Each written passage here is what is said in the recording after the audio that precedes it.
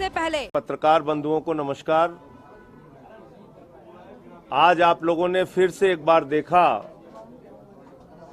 किस तरीके से भारतीय जनता पार्टी ने लोकतंत्र और संविधान का गला घोटते हुए, डीएमसी एक्ट का गला घोटते हुए चुनाव नहीं होने दिया। चुनाव इसलिए नहीं होने दिया कि आम आदमी पार्टी के पास मेयर के चुनाव में 151 वोट हैं और भारतीय जनता पार्टी के पास 105 वोट हैं। पीठासीन अधिकारी जिसको जिम्मेदारी दी गई है सिर्फ मेयर का चुनाव कराने की, वो पीठासीन अधिकारी महोदया कहती हैं एल्डरमैन भी वोट डालेंगे, जो पूरी तौर से संविधान की दृष्टि से भी गलत है और डीएमसी एक्ट की भी दृष्टि से गलत है। और 3 चुनाव एक साथ होंगे, मेयर, डिप्टी मेयर और स्टैंडिंग कमेटी। यह भी एजेंडे में नहीं था कहीं। तो क्या दिल्ली के एलजी के आदेश का कोई मतलब है या वो भारतीय जनता पार्टी के साथ मिलकर पूरा खेल कर रहे हैं?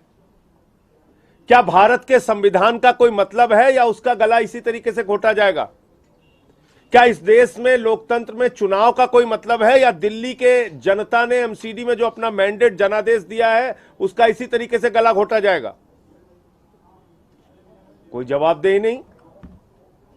जब एल्डरमैन को वोटिंग राइट नहीं है, आज पहली बार दिल्ली के लोगों ने और देश के लोगों ने देख लिया कि एल्डरमैन को वोटिंग राइट दे रही है। यही पहले दिन से हम लोगों की शंका थी कि एल्डरमैन को वोटिंग कराएंगे, एल्डरमैन को वोटिंग कराएंगे। बार बार हम कहते रहे, हमने बार बार कहा कि वोटर लिस्ट तो दे दो, कोई चुनाव होता है उसकी कम से कम मतदाता सूची होती है। हमारे लीडर ऑफ द हाउस को, जो हमारे मेयर का चुनाव लड़ रही हैं, डिप्टी मेयर का चुनाव लड़ रहे हैं, इनको कम से कम वोटर लिस्ट तो दे दो।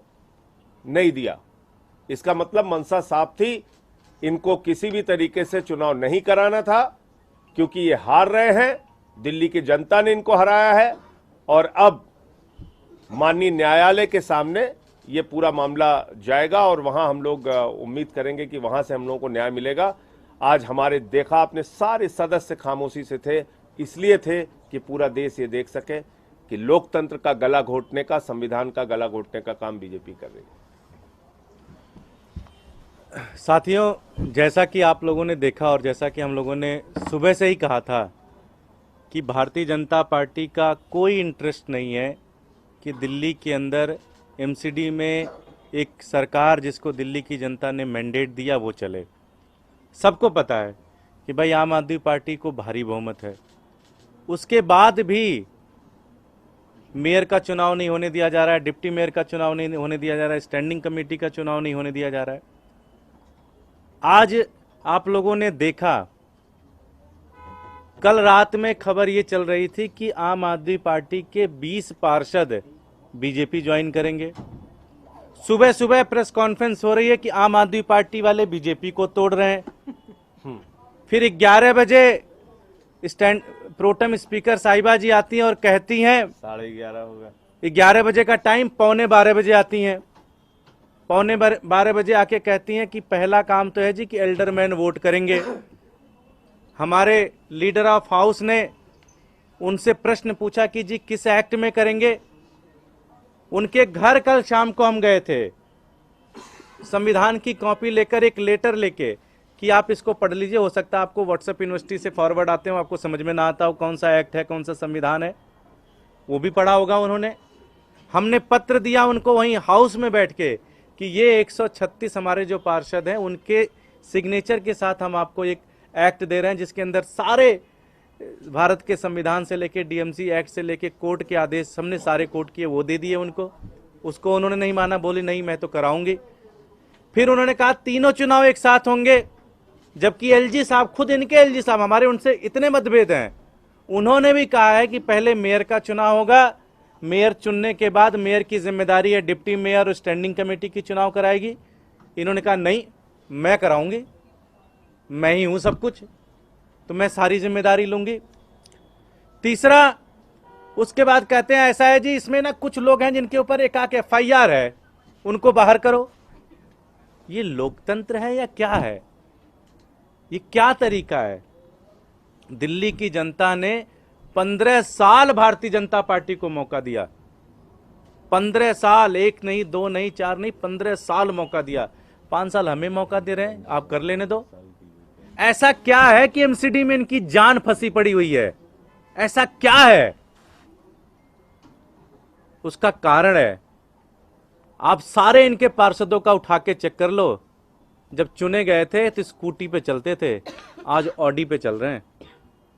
आज बड़ी बड़ी कोठियां इनके घूम रही हैं, करोड़ों का व्यापार चल रहा है, क्योंकि इनको पता है कि दिल्ली के डिप्टी सीएम मनीष सिसोदिया जी ने एक ट्वीट करके कहा कि हमें जानकारी मिली है कि भारतीय जनता पार्टी आज सदन में हंगामा करेगी और आज चुनाव नहीं होने देगी। भारतीय जनता पार्टी के कार्यकारी अध्यक्ष ने उसके बाद प्रेस कॉन्फ्रेंस करके कहा नहीं, हम तो तैयार हैं, आम आदमी पार्टी चुनाव को रोकेगी। लेकिन आज दिल्ली की जनता ने और देश की जनता ने देख लिया कि किसने चुनाव को रोका और कौन चुनाव चाहता था।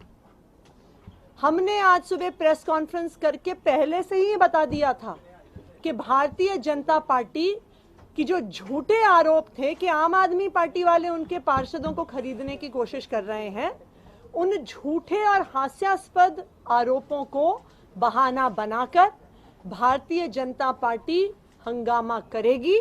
भारतीय जनता पार्टी की प्रिजाइडिंग ऑफिसर चुनाव को स्थगित करेंगी और बिल्कुल यही हुआ। ये भारतीय जनता पार्टी का प्लान था कि वो दिल्ली में मेयर का चुनाव होने नहीं देंगे। और ये इस बात से भी दिखता है कि भारतीय जनता पार्टी के सांसद वो चुनाव में वोट डालने के लिए आए ही नहीं। मनोज तिवारी नहीं थे, हंसराज हंस नहीं थे, बिदुड़ी जी नहीं थे, और तो उनको ये पहले से पता था। गौतम गंभीर नहीं थे, तो उनको ये पहले से पता था कि आज चुनाव नहीं होने वाला है, उनका वोट नहीं पड़ने वाला है, इसलिए उनके सांसद आज हाउस में मौजूद नहीं थे। मैं भारतीय जनता पार्टी से अपील करना चाहूंगी कि दिल्ली के जनता के जनादेश को स्वीकार करिए। दिल्ली की जनता ने एमसीडी में आम आदमी पार्टी को भारी बहुमत से जिता के भेजा है। 15 साल के आपके शासन के बाद भारतीय जनता पार्टी को दिल्ली की जनता ने एमसीडी से बाहर फेंक दिया है। अब आप विपक्ष में बैठने की भूमिका स्वीकार करिए, मेयर का चुनाव होने दीजिए, क्योंकि इस तरह किसका नुकसान हो रहा है? दिल्ली की जनता का नुकसान हो रहा है। आम आदमी पार्टी मेयर के चुनाव को लेके आज सुप्रीम कोर्ट में केस फाइल करेगी। हमारी ये डिमांड है कि टाइम बाउंड तरीके से सुप्रीम कोर्ट की निगरानी में